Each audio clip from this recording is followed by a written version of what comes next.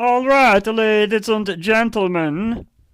Forgive my bizarre voice. I'm just trying to add a little bit of pizzazz to my relatively boring videos, and it's okay. They are boring. I'm a boring person. So, welcome to Friday. Hope everybody's gonna have a great day here. Where I'm at, the weather is absolutely beautiful. We are actually above 10 degrees Celsius. It's the hottest it's been so far this year. I went on a bit of a Junkin run this morning, and normally, I wear a t-shirt and a hoodie and coveralls. And I tell you, by the time I got home, I was just rearing to tear everything off there because I was so damn hot. And oh my goodness, I got a big nick out of my work surface. Oh well. Right, so today I got a couple of things for you.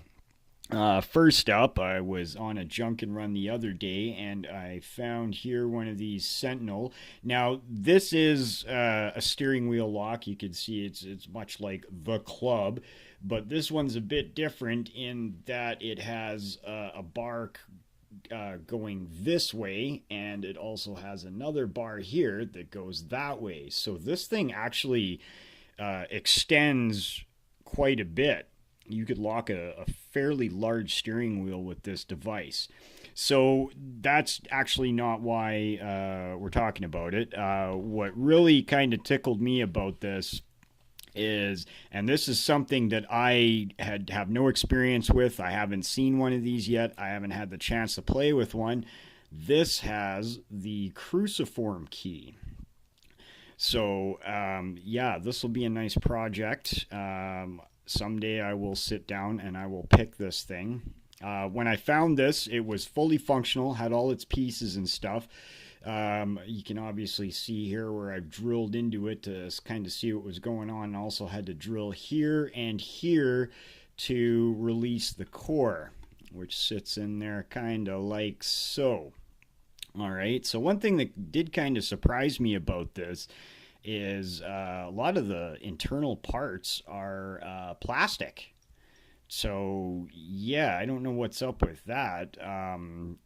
I guess it would be all right because it's still within this housing, and you can't. I mean, if you're applying enough force to break this lock, trust me, these plastic parts aren't going to mean shit. So it did kind of surprise me to see some plastic parts. You can see that the pawl that holds the stainless steel bar that slides in here, it's metal, and obviously the spring is metal. But though I don't know, there's this device that sort of sits above the pawls, and it's just a plastic thing. Now, to be fair, it actually is a really decent grade of plastic. It feels like UMHW. I could be wrong about that. I don't know. I'm not a chemist. I don't have the ability to test it, but that's what it feels like to me. Like a really good, robust, very dense piece of plastic. All right, so that'll be another interesting project. We're actually going to discard that. That can go in the scrap steel pile. We don't really need that anymore. What we're actually interested in is this core. And it actually kind of surprised me at how small this core was, but does it really need to be that big? You be the judge. So we'll just put that off to the side there. That'll be a really nice project. This is a feature from my collection. Okay, this is an old safe deposit lock. I don't know if it shows up there. Oh, we got to spin her over. Spin it around there to see if the camera can kind of catch focus here. We got some focus? Nope. So the writing here, you can't really see it very well at all, but it says LL Bates, and the second line of text underneath it is pretty much illegible. It's just the surface is worn down over time. So, looking on the internet, I haven't really been able to find a lot of information about L.L. Bates other than L.L. or an L. Bates of Boston, Massachusetts, made a number of patents for safe deposit box locks in the 1920s and 1930s. Oh, there we go. There we go. It's upside down, but you can see it's it says L and L Bates. Um, and there was another web page there that had a whole bunch of these style of locks mounted in. It was like a display type thingy, and it had several of these type of locks mounted in it, all nice and pretty, and it was actually very good looking. And they do look very similar to this lock. Unfortunately, there just is not a lot of information about LL Bates out there. Well, definitely not on the internet. What I really like about this is 99% of this lock is brass. Is actually very heavy. The only steel parts inside this lock are the steel screw that kind of holds the casing together and the springs on the levers. Those are steel and they're kind of brazed into the levers there.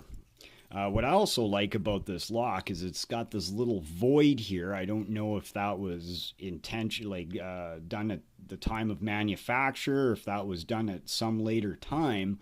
But let's see if we can get the key in here, and you can actually watch the lock operate, which I like it. I think that's really neat. And I think I got this key backwards because something's not working right here.